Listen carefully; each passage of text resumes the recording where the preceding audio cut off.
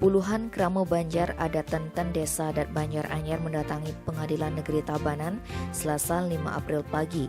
Kedatangan mereka untuk memberikan dukungan moral kepada klien adat Banjar Dajan Tenten, Imade Sutarje dan Desa Adat Banjar Anyar, Imade Rake yang menggugat rencana eksekusi lahan atau karangayahan desa oleh BPR.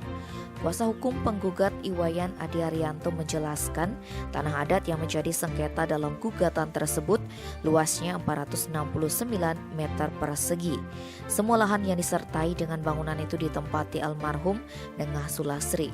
Belakangan diketahui tanah tersebut hendak disita salah satu BPR karena sebelumnya dijadikan jaminan kredit di BPR tersebut. Setelah ditelusuri, ternyata banyak kejanggalan terkait pensertifikatan dan proses pencairan kredit yang diduga menggunakan KTP dan NIK palsu.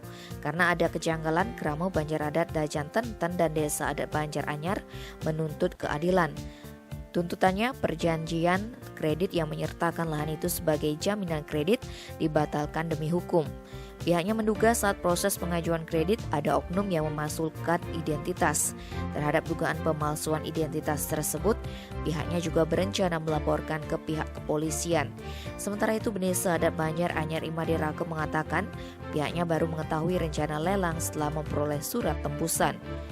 Pihaknya kemudian membawa persoalan ini ke dalam paruman adat, sehingga Kramo sepakat mempertahankan tanah yang hendak dieksekusi karena merupakan karangayahan desa.